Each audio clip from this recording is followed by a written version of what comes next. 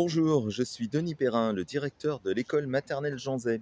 Eh bien, pour cette réunion de parents un peu particulière, je vous propose de venir avec moi. On va visiter l'école. C'est par ici. Voici l'entrée par laquelle vous passerez pour amener vos enfants. L'entrée principale de l'école. Allons-y.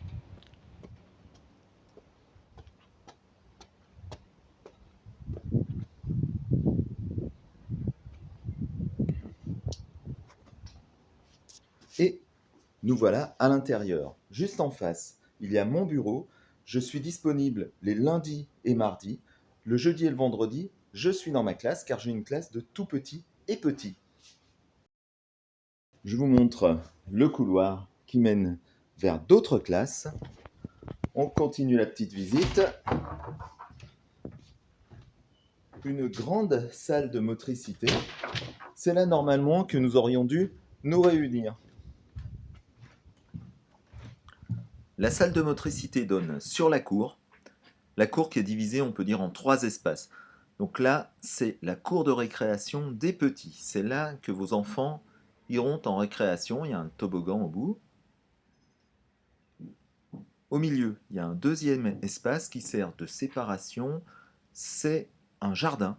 Et donc chaque classe cultive des plantes, des fleurs, voilà. Et voilà le troisième espace qui est la cour des grands, avec donc un circuit pour les vélos, une cour qui est vraiment grande et très arborée, donc bien à l'ombre. Ça, on l'apprécie beaucoup en été quand il fait très chaud. Voilà pour la visite.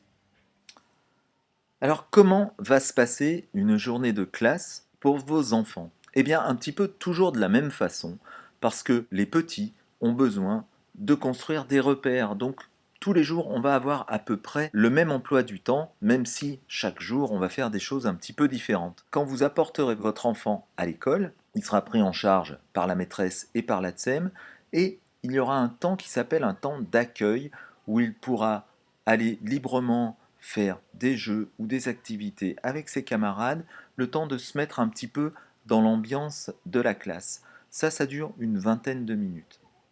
Ensuite, aux alentours de 9h moins 5, il y aura un temps de regroupement, c'est-à-dire que tous les enfants sont ensemble autour du maître ou de la maîtresse et on va faire ce qu'on appelle des rituels, c'est-à-dire un petit peu toujours la même chose. Chanter une chanson, dire une comptine, faire l'appel, dire bonjour, raconter ce qu'on a fait. Cela peut varier d'un maître à l'autre, mais en gros c'est une façon de lancer la matinée. Et puis sur ce temps de regroupement, on va également lancer ce qu'on appelle les ateliers, qui sont l'activité suivante. Alors les ateliers, ce sont les temps de travail, hein. Il y en aura deux dans la matinée généralement, qui durent 20 minutes, une demi-heure chacun. Et au cours de ces ateliers, on va travailler différentes compétences, mais vous verrez toujours d'une façon adaptée à l'âge des enfants. J'y reviendrai tout à l'heure en vous parlant des programmes.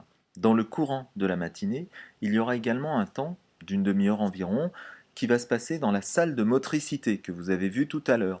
Donc là, on fera de la danse, des jeux ou bien des ateliers de gymnastique avec des parcours et des choses comme ça.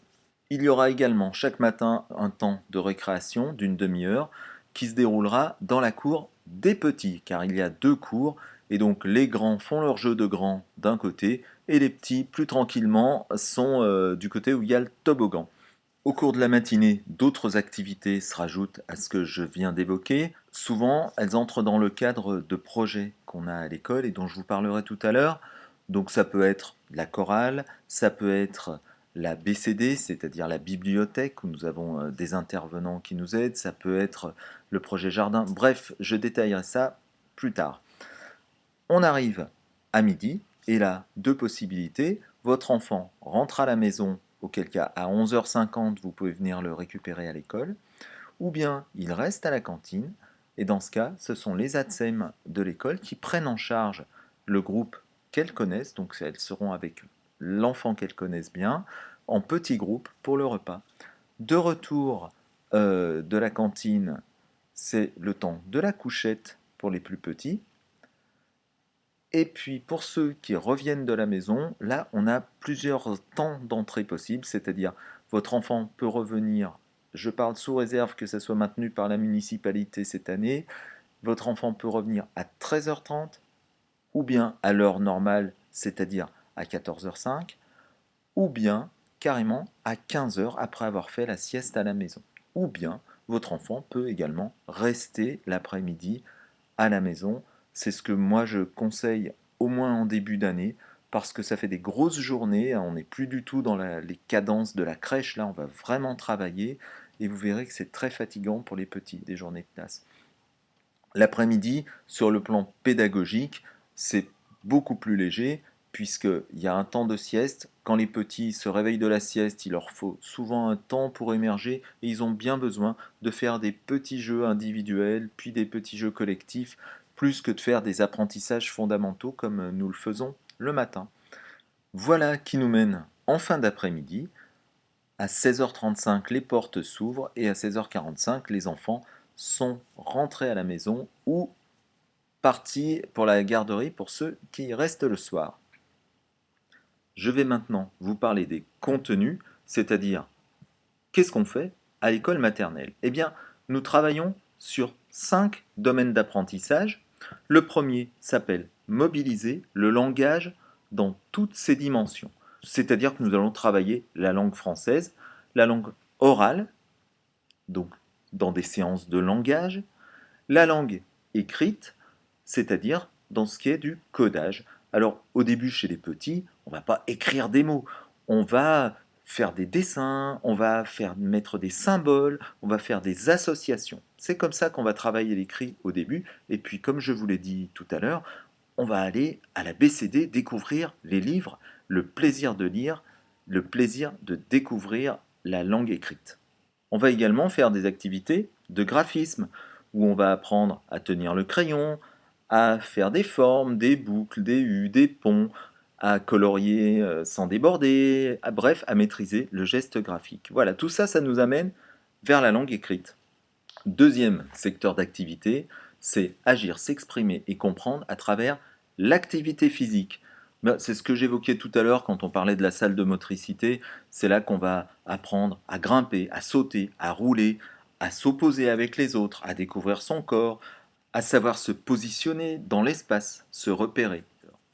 Troisième secteur d'activité, ça s'appelle agir, s'exprimer, comprendre à travers les activités artistiques. Ça, c'est un des gros points de la maternelle. Donc c'est là qu'on va faire de la peinture, du graphisme, tout un tas de choses artistiques. C'est un peu le cœur de la maternelle. Et ça rejoint le domaine d'avant parce que quand on fait de la danse, c'est à la fois s'exprimer avec son corps, mais d'une façon artistique. Le quatrième point, c'est construire les premiers outils pour structurer sa pensée. Oh, c'est compliqué. En fait, c'est les maths, tout simplement. C'est-à-dire apprendre à compter. 1, 2, 3, 4, 5. Apprendre à dénombrer, c'est-à-dire à faire correspondre la comptine numérique 1, 2, 3, 4, 5 avec des objets ou des copains qu'on va compter. Voilà, ça c'est un travail de tous les jours. On va aussi apprendre à classer, à trier, à ranger, à voir des similitudes entre différents objets, à faire des suites. Voilà, c'est tout ça, structurer sa pensée. Le cinquième point, c'est un gros morceau, ça s'appelle explorer le monde. Alors explorer le monde, ça va être déjà structurer le temps. Le temps, c'est la journée qui se déroule toujours de la même façon. On va apprendre à se repérer dans cette journée, à savoir que ça commence par l'accueil, qu'ensuite il y a un regroupement, qu'après il y a un atelier et que ça revient toujours un petit peu de la même façon. Et puis on va se repérer aussi d'un jour à l'autre, les jours de la semaine, et puis on va se repérer aussi dans les mois, dans les saisons, dans les années. C'est tout ça, se repérer dans le temps. De la même façon, on va apprendre à se repérer dans l'espace, c'est-à-dire les lieux qui nous entourent, savoir se repérer dans l'école, savoir se repérer dans un quadrillage, savoir se repérer dès qu'il y a des repères visuels. Voilà, et ça va nous aider aussi pour l'écriture, parce que tout est un petit peu lié. Un autre aspect va être explorer le monde, du vivant, des objets et de la matière. C'est ce qu'on pourrait appeler les sciences. Le monde du vivant, mais ça va être des plantes ou des animaux qu'on va observer et étudier, des objets, les formes, les volumes. Enfin, explorer la matière, Ça peut être tout simplement faire de la pâte à modeler, prendre un morceau de pâte à modeler, changer sa forme, lui redonner sa forme initiale, s'apercevoir que son volume, lui, n'a pas changé.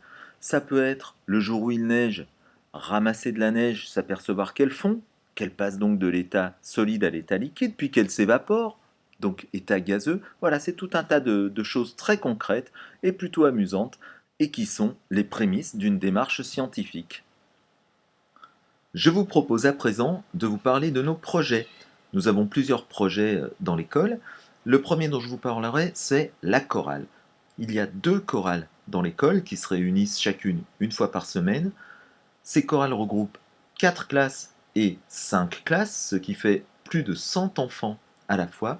Ces enfants chantent à une ou plusieurs voix, pratiquent des instruments et vous aurez l'occasion au cours de l'année scolaire de venir les écouter et les applaudir. Nous participons également à des rencontres chorales. Bon, ça a été annulé cette année en raison du Covid, mais on a bien l'intention d'y retourner l'année prochaine. Nous chantons à la résidence de personnes âgées Jean Zay qui est juste à côté. Et nous comptons aller rencontrer les grands de l'école élémentaire pour faire des échanges de chansons avec eux l'année prochaine. Autre projet, le jardin. Les maîtres et les maîtresses de l'école ont aménagé depuis quelques années maintenant l'espace central qui est dans la cour pour y faire des plantations avec les enfants. Chaque classe a ainsi son petit espace, son bac, et peut faire pousser des plantes au gré de l'année scolaire. Alors ces plantations, ça démarre dans les classes et ça se termine dans le jardin au printemps. Un autre des projets de l'école est le travail que nous faisons autour des livres. Alors les livres, que ce soit des magazines, des documentaires, des albums, nous les travaillons au quotidien en classe, mais aussi plusieurs fois par semaine avec l'ambassadeur du livre dont je vous ai parlé tout à l'heure. Nous allons également à la bibliothèque municipale une fois ou deux dans l'année, selon l'âge des enfants. Et enfin, une fois par an, on organise dans l'école le festival du livre où les parents et les enfants peuvent découvrir et acquérir des albums et des livres. À côté de cela, nous sommes abonnés à l'école des loisirs, on vous en parlera dans l'année, où une sélection de livres pour enfants est à votre disposition. Et puis, je ne vais pas finir sans vous parler des dispositifs d'aide qu'on met en place pour aider chaque enfant à entrer au mieux dans les apprentissages. Il peut s'agir d'un atelier théâtre, ou bien de l'atelier coup de pouce qui est animé par des enseignants, ou bien des aides ponctuelles individuelles qui sont soit faites par des partenaires, soit faites au sein de l'éducation nationale. Voilà pour les projets de l'école. Je vous propose à présent d'aborder les aspects un peu plus administratifs de la scolarisation de votre enfant. Je vous ai envoyé un lien vers ce document qui est le règlement intérieur de l'école, qui découle du règlement départemental des écoles maternelles. Alors on y trouve 2 ou 3 petites choses, notamment le fait que désormais l'école est obligatoire à partir de l'âge de 3 ans. Alors obligatoire, ça ne veut pas dire forcément matin, après-midi. Obligatoire, ça veut dire que votre enfant fréquente tous les jours l'école, sauf s'il est malade, bien entendu. En petite section, l'essentiel des apprentissages se fait le matin, surtout en début d'année. Donc moi, je vous invite à vraiment être assidu le matin. L'après-midi, il y a une grande partie de sieste. La sieste se fait aussi bien à la maison. Et après la sieste, souvent, les enfants ne sont pas tellement en état de produire, on va dire, du travail scolaire. Donc c'est pour ça que en début d'année au moins, vous pouvez tout à fait garder votre enfant à la maison l'après-midi. Les tout petits, eux, on leur recommande de venir le matin uniquement. Concernant le rythme de l'enfant, on évitera également de cumuler la cantine et la garderie. Ça fait déjà des très très longues journées. Si vraiment les parents ne peuvent pas faire autrement, on peut avoir une cantine, une garderie, mais vraiment, franchement, on le déconseille. Un autre point qui est dans le règlement de l'école, point très important, ce sont les horaires. À l'école maternelle, on respecte les horaires légaux de l'école qui sont pour la ville de Lyon. 8h30 midi, 14h15, 16h45. On ouvre les portes 10 minutes avant les horaires légaux. Ça permet aux enfants d'arriver, de passer aux toilettes, de mettre les chaussons s'il y a lieu, de se déshabiller, ça c'est vous qui le faites, et l'enfant entre dans la classe avant l'heure légale, c'est-à-dire à 8h30. À 8h30, tous les enfants doivent être dans la classe. Et les parents, après, ont quelques minutes pour quitter l'établissement. À 11h50, c'est-à-dire 10 minutes avant l'heure légale qui est midi, à 11h50, vous pouvez venir à l'école, récupérer votre enfant et on vous rend votre enfant avant midi. Donc à midi, on n'a plus d'enfants dans les classes. Soit vous avez récupéré votre enfant parce qu'il mange à la maison, soit les plus grands qui mangent à la cantine sont partis déjà dans le même temps vers la cantine. Je vous ai parlé tout à l'heure de l'horaire légal de 14h15. Pour les petits, il n'est pas adapté. C'est pour ça que on va faire deux ouvertures de portes différentes pour les petits. Les petits peuvent venir, ceux qui reviennent l'après-midi en tout cas, ils peuvent revenir à 13h30, mais c'est sur inscription et c'est la mairie qui gère ça. À 13h30, ça veut dire qu'ils ont mangé à la maison, mais qu'ils vont venir faire la sieste à l'école. 13h30 pile, sur inscription, on peut faire dormir votre enfant à l'école. Je ne conseille pas cette formule, surtout en début d'année. Il y a l'ouverture de 14h15, donc là on ouvre à 14h05, c'est-à-dire 10 minutes avant l'heure légale. C'est pas très adapté aux petits non plus. Ce qui par contre l'est beaucoup plus, c'est l'ouverture de porte que nous faisons à 15h. C'est-à-dire qu'un enfant qui est rentré à la maison, il a le temps d'avoir fait la sieste à la maison, et à 15h, il peut revenir pour faire la fin d'après-midi avec ses camarades. En début d'année, je préconise que les enfants restent l'après-midi à la maison. C'est plus simple pour eux, ça leur fait moins de charges. Sortie de l'après-midi, 16h45. Là encore, on ouvre 10 minutes avant, donc ça fait 16h35. À 16h35, vous pouvez venir chercher votre enfant. Et à 45, il n'y a plus d'enfants dans les classes. Ils sont soit repartis à la maison, soit à la garderie s'ils y sont inscrits. Parlons maintenant de la communication et du cahier de liaison. Donc, comme vous l'avez compris, chaque jour, vous amenez votre enfant à la porte de la classe. Là, vous rencontrez l'enseignant, mais vous n'aurez pas vraiment le temps de parler longuement avec l'enseignant à ce moment-là. C'est pour ça que il y a, pour les communications importantes que nous avons dans un sens ou dans l'autre, c'est-à-dire une sortie, une activité, une vente de gâteaux, tout ça, vous le trouverez dans le cahier de liaison qu'on vous remettra régulièrement et qu'il faudra nous rendre signé. Maintenant, si vous souhaitez rencontrer l'enseignant de votre enfant, c'est l'enseignant qui est le référent de votre enfant, même si la TSEM est très présente dans la classe. À ce moment-là, il suffit de demander un rendez-vous, on l'accordera bien volontiers et on vous rencontrera avec plaisir. Quant à moi, je vous recevrai également, mais uniquement pour ce qui est administratif. C'est-à-dire que si c'est un problème pédagogique, une question dans la classe, c'est bien l'enseignant qu'il convient de contacter. Voilà pour la communication. Un dernier mot concernant le règlement, c'est la charte de la laïcité à l'école, que je vous ai mise en pièce jointe avec le mail que je vous ai envoyé. Cette charte, elle est nationale, elle régit les actions de toutes les écoles de France, depuis la maternelle jusqu'à l'université, et elle définit les règles de respect mutuel que l'école s'est fixées envers tous les élèves. Je vais vous dire un mot à présent sur ce livret qu'on a dû vous remettre si vous êtes allé faire l'inscription à la mairie ou bien que vous avez pu télécharger sur le site de la mairie. Alors là-dedans, on va trouver des choses très intéressantes. Vous allez voir notamment Monsieur Corazol, ça c'est l'élu. Vous allez voir ce tableau. Alors on va le regarder d'un petit peu plus près.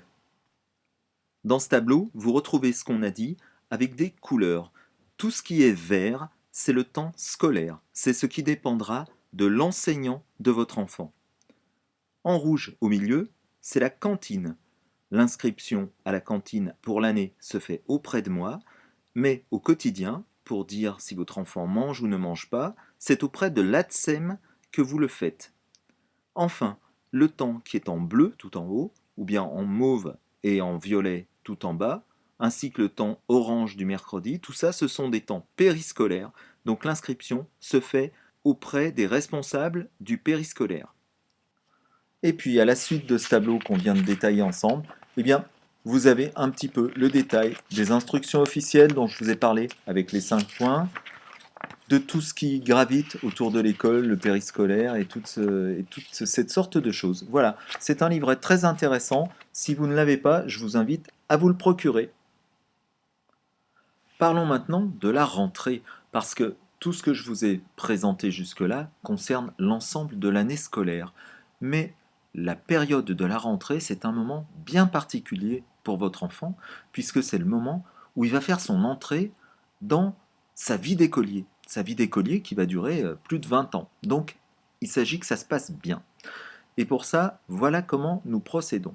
Les 2 premières semaines sont un temps d'adaptation à la vie scolaire. Je sais que vos enfants, pour la plupart, ont connu la collectivité en crèche, mais là, on entre dans quelque chose de différent où on va avoir un rythme de travail beaucoup plus intense, on va avoir des demandes, même si nous sommes bienveillants et plutôt sympathiques, on va avoir des exigences et donc c'est quelque chose qui se met en place progressivement.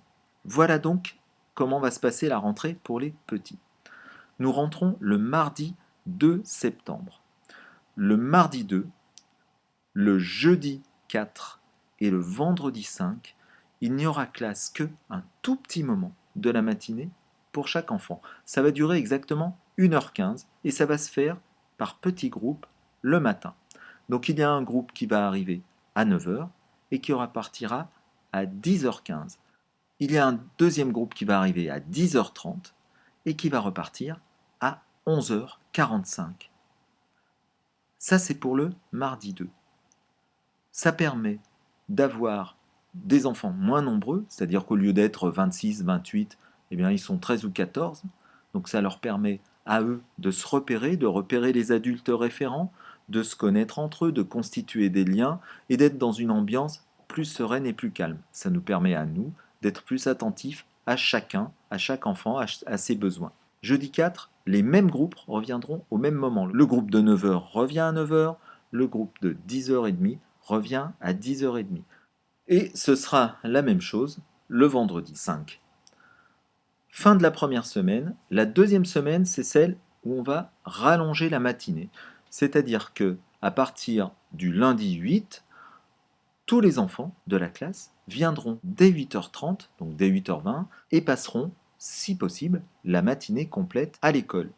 Alors on vous demandera de rester joignable pour que, si c'est un petit peu difficile pour certains enfants, qu'on puisse appeler les parents sans que ça soit le calvaire pour les enfants pendant des heures. Mais en général, ça se passe bien. Et donc, on va faire ça tous les jours de la deuxième semaine. On viendra le matin seulement. Donc la semaine du 8 au 12. Et puis, on arrive à la troisième semaine, et là, c'est le fonctionnement normal. C'est-à-dire que les enfants qui ont été inscrits pour la journée entière peuvent venir la journée entière. Ceux qui étaient inscrits à la cantine peuvent manger à la cantine. On est dans un fonctionnement complètement ordinaire qui sera celui de toute l'année scolaire. Les tout petits viennent le matin uniquement. Les petits peuvent continuer à ne venir que le matin, bien sûr. Pour savoir dans quelle classe sera votre enfant, il vous suffira de regarder les listes que nous afficherons sur les grilles de l'école. En général, on les affiche la veille de la rentrée, la veille dans l'après-midi, la plupart du temps.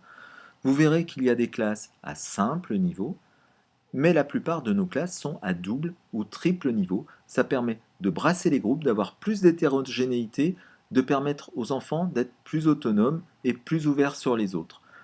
En rappelant bien sûr que nous, enseignants, on est là pour que chaque enfant se sente bien dans son travail et dans sa scolarité. Bien, je crois que je vous ai à peu près tout dit. Il y a une foire aux questions juste en dessous, dans les commentaires. Donc s'il y a des questions, j'y répondrai avec plaisir. Voilà, et je vous dis à très bientôt.